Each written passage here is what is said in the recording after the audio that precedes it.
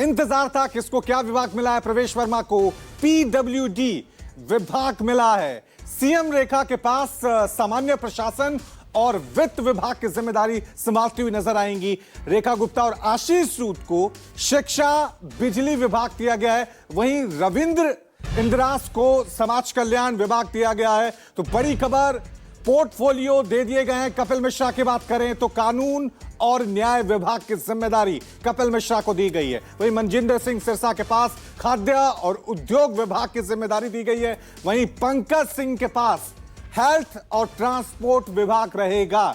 कपिल मिश्रा को कानून और न्याय विभाग की जिम्मेदारी दी गई है। रविंद्र इंद्राज को समाज कल्याण और सहकारिता विभाग दिया गया है। तो इंतजार था कि पोर्टफोलियो किसको क्या मिलेगा। अब यह सस्पेंस खत्म हो गया है। वित्त मंत्रालय की जिम्मेदारी खुद मुख्यमंत्री रेखा गुप्ता संभालती हुई नजर आएंगी। वहीं बात करें कपिल मिश्रा की, उनके पास कानून, रोजगार, कला एवं संस्कृति विभाग होगा।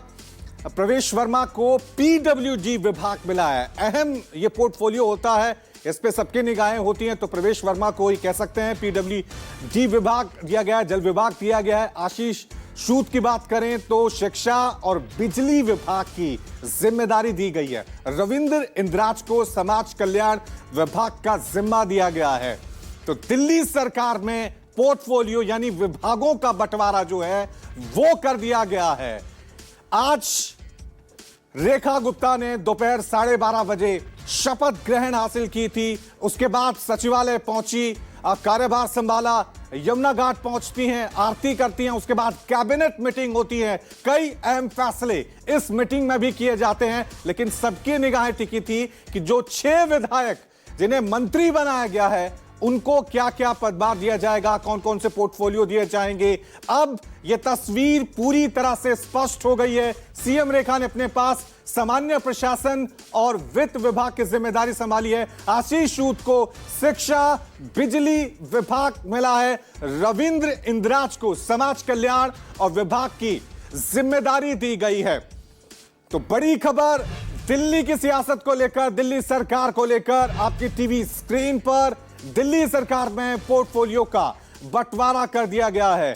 आज ही रेखा गुप्ता ने मुख्यमंत्री पद की शपथ ली थी और पूरी तरह से एक्शन मोड में नजर आ रही हैं नई दिल्ली की। मैं आने के लिए बहुत बहुत धन्यवाद करती हूं। आप सभी का स्वागत है। और आज हमारी पहली कैबिनेट मीटिंग हुई जिसकी ब्रीफिंग मैं आपको देने वाली हूं। तो स्वागत, अभिनंदन। सबसे पहले तो मैं हमारे सभी मंत्रियों का आपस में जो विभागों का विभाजन हुआ है उसकी जानकारी आपको देना चाहूंगी।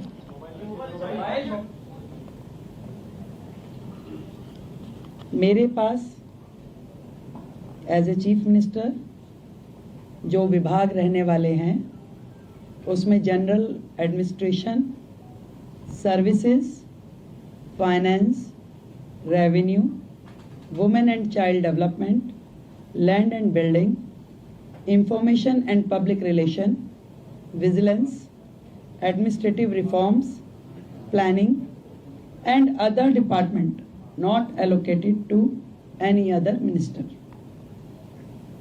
श्री प्रवेश साहेब Singh Verma, PWD, Legislative Affairs, Irrigation and Flood Control, Water and Gurudwara Elections. Shri Ashish Sood ji, आपके पास home, power, urban development, education, higher education, training and technical education. Sardar Manjinder Singh Sirsa ji के पास industries, food and supplies, environment, forest and wildlife. Ravinder Singh Indraj ji के पास social welfare, welfare for SC and ST, cooperatives and election. Shri Kapil Mishra, law and justice, labour, employment, development, art, culture and language and tourism. Pankaj Kumar Singh, health and family welfare, transport, information and technology, ये विभाजन है हम सभी का, अलग अलग विभागों को कार्य जो बांटे गए। आज की जो कैबिनेट मीटिंग हुई उसमें हमने मुख्यतः 2 बड़े एजेंडाज पे डिस्कशन किया और उन्हें पास किया, जिसमें सबसे प्रथम आयुष्मान योजना, जो इससे पहले की सरकार ने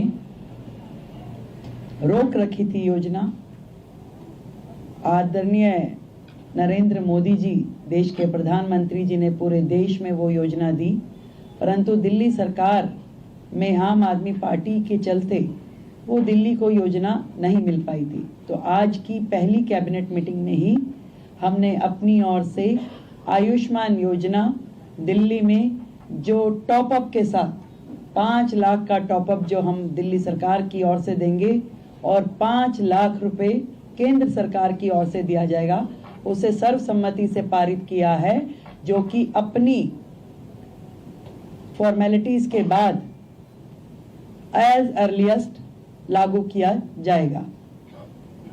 दूसरा विषय, कैग की रिपोर्ट्स, 14 रिपोर्ट्स पेंडिंग हैं, जो कि पिछली सरकार ने टेबल नहीं की। पहला ही हाउस जो होगा उसमें उन रिपोर्ट्स को पेश किया जाएगा। आज की कैबिनेट में ये भी पास किया गया है। तो ये दोनों चीज़ें जो आज हमने यहाँ पास की और बाकी चीज़ों पर डिस्कशन किया, बाकी भी जो हमारा एजेंडा है, जो हमारी कमिटमेंट्स हैं, बहुत जल्द एक एक को आकार देकर के हम उसे पास करेंगे और आप सभी के समक्ष उसे प्रस्तुत करेंगे। तो आयुष्मान योजना अब दिल्ली की जनता के लिए खुलने के लिए तैयार है और दिल्ली की जनता को मैं बधाई देती हूँ कि आपने भारतीय जनता पार्टी की सरकार जो दिल्ली में बनाई, उनके आते ही आप सभी के लिए आयुष्मान योजना, जो कि फैमिली भी और 70 साल से ऊपर के बुजुर्गों के लिए भी, दोनों योजनाओं को हम पूरी तैयारी के साथ उसको पब्लिक के बीच में लेके आने के लिए उसे अप्रूव कर दिया गया। Thank you.